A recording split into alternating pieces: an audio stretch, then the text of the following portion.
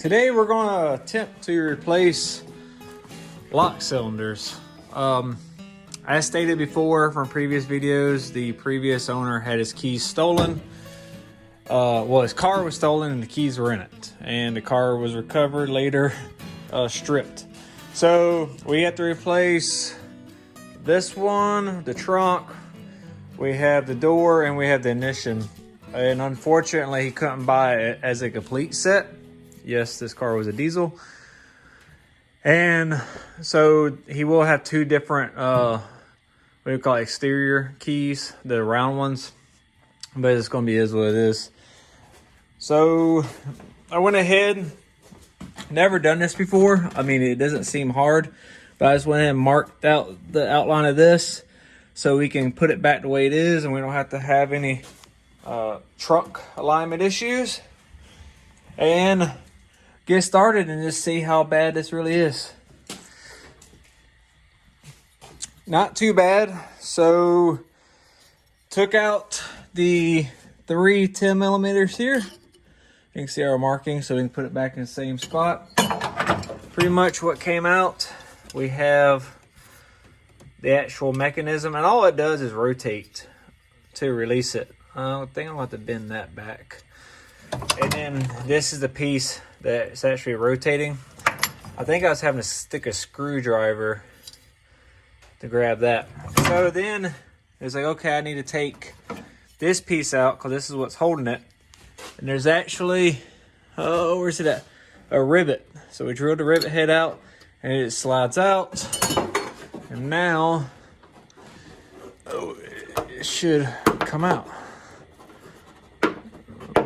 It's going to take a little finagling. Of course, I got this camera, but it's going to be easy as that, I think. And we're going to clean up this metal a little bit and then put the new one back in.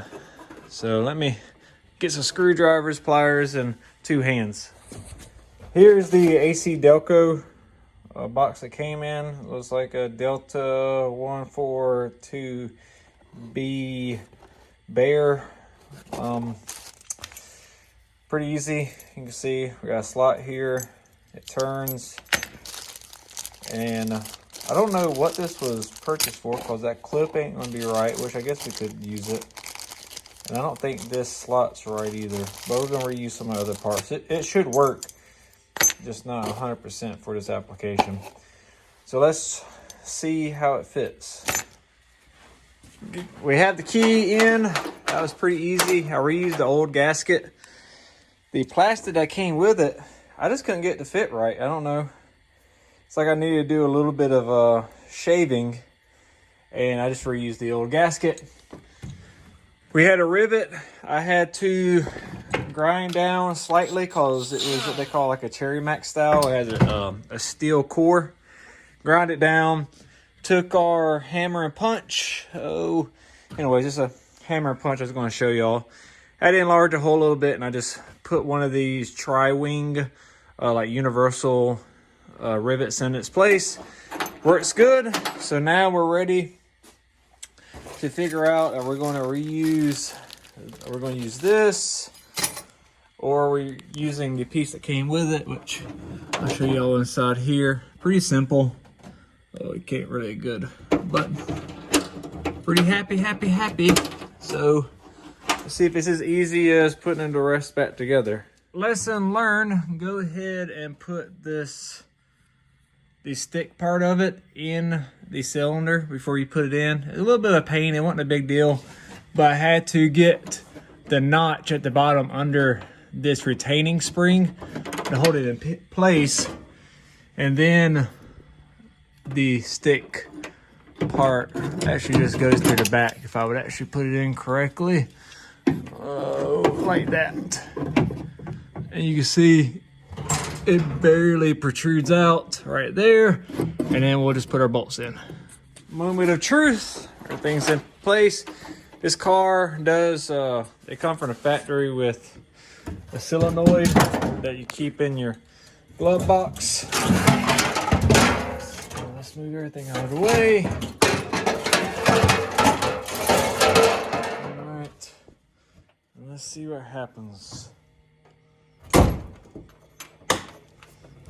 winner, winner. So, a few things to note. This car, this spoiler is off of a Trans Am, and I actually have, when I owned a car, I put this spoiler on. It has risers. It's not a true 442, but boy, does it look good. But saying that, this is the 81, and 81, these cars came with shocks on the trunk lid. Later, they came with torsion bars, and I'm pretty sure the reason why is because of the extra weight of the spoiler. And I don't even, when I owned a car, I looked into how to do that, and it seemed pretty complicated with the bracketry back here. But yeah, that's one reason it doesn't kind of pick up on its own. But this is one of those things where the actual look is worth more than letting that trunk be assisted, especially when you got two hands. It ain't that big of a deal. And that's why I have to use a prop rod because of the extra weight of the spoiler. So we're going to move on to the doors now, and then the ignition. I probably got to pull the steering wheel for the ignition, but I might do the ignition next because I think it's going to be easier than the doors. Just it really depends on a couple of things, like how bad the panels are going to be to pull. But moving forward, so went ahead and we're going to start with the ignition cylinder. So where you got to install the screw that actually holds this in place, but right now I just lined it up, stuck it in there. It is a good temporary solution for it. The battery's disconnected, so that's a good move. Something I just realized though, this kit came with all the steering wheel cylinder and the two lock cylinders, and I was looking at the keys, and this key, GM key, actually fits the lock cylinder. So he's only going to have two keys with the car. And the cool part is that the square key is going to unlock the doors. So I really do like that. It'd been really cool to have them all the same, but I would take that over. I mean, you're not really using the trunk that often. And if I can get this button working in here again, he probably wouldn't. Well, no, I can't say that because of how the trunk ain't going to pop right. But either way, that's really cool. I wish I could show y'all, but it takes two hands. But this key does unlock the, both door cylinders. So really cool feature. The part number, pretty sure you got this one from Summit, is a PY108 made by this PYCI Classic Locks. Really cool feature. Really wish I would have done this when I had the car, actually. So on to taking this apart. We the horn just wraps around the inside here. All I did was quarter turn the horn button. Comes right out. This used to be brand new. I can't remember what happened. Something happened, like hit it and it fractured it. And this steering wheel used to be really nice, but age and some corrosive stuff got on it and destroyed the leather. But it probably just needs a good cover on it. It won't be bad. And then here's just, I don't know if this is just rust or what, but it definitely don't look too hot. But now we're gonna take off this safety, like retaining clip, knock this off, and we're probably gonna have to use a steering wheel puller to pull this off. And then we're gonna have another piece that we're gonna have to push down to remove a clip. And all that's because we have a tilt steering. And once we get those out of the way, then we should be able to access our key cylinder. So I got the steering wheel puller kit out. This is the piece we're going to have to use for that C-clip. But just kind of a smaller version of a mounted balancer. I believe I used 5/16 by 18. Hopefully that's right. I'm going ahead and see about zipping this off and moving on to the next step. I think that's, hopefully everything's seated in good enough. We don't rip no threads out. Did it too, it had some clickety clacks, but or ugga duggas, like 2 or 3 on a low setting.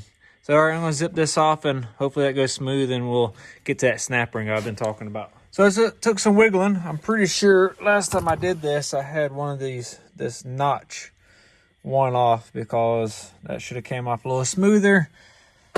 pretty much my weapons of choice to get that off. I had this 90-degree, and I had the, where's my other tool? It's done disappeared. But it's the one that I'm pretty sure it's for cotter pins. It's kind of got a little S in it. And this is the clip that I was talking about. It's just a pain to get off. So now just keep removing stuff and hopefully remember to order till I can get, I believe it's behind here. I think we have to take this off. And then we got to take these two pieces out for our blinker switch here. And I think we're going to be in there once we get behind this stuff. I think it's going to be 4 screws. So one thing I did forget, you got to remove your hazard button. Ain't nothing but another Phillips head. And kind of my fear is that I thought I had to take that screw out. Oh, sorry. The bet is behind here. I think that just pulls out. Let's see. I don't have no, these need to use mine. I think this just pulls out. Sorry.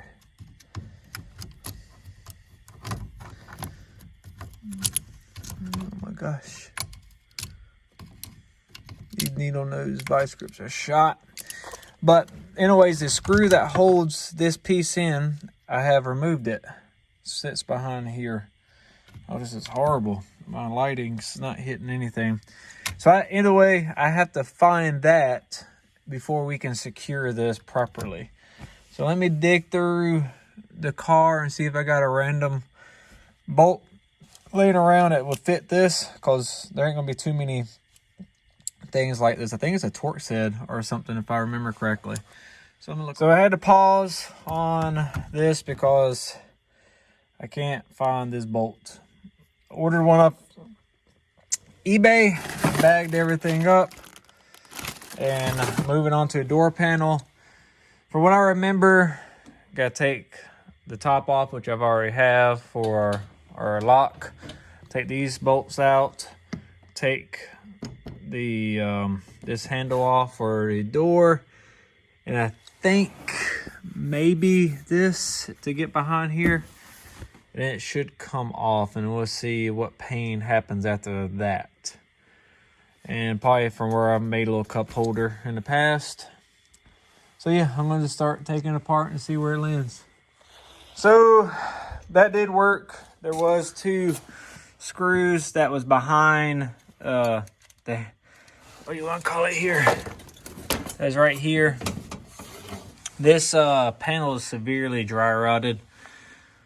Not good, really. I did forget that he had a security system installed on the car. You can see how they hooked that up. So then I took a pair of pliers and I was able to grab this tab here. And then I was able to push the cylinder out the back. And I was able to take the clip that held it on here. And now we're going to reassemble it from the outside and push everything back in. And hopefully it's as easy as that. Not bad. Slid the clip back on here and pushed this tab down in the middle so it can't go forward. Easy. Put our gasket on, and now it should be as simple as putting it back in here, depending on how I hope I don't have it upside down. That'd be kind of crazy.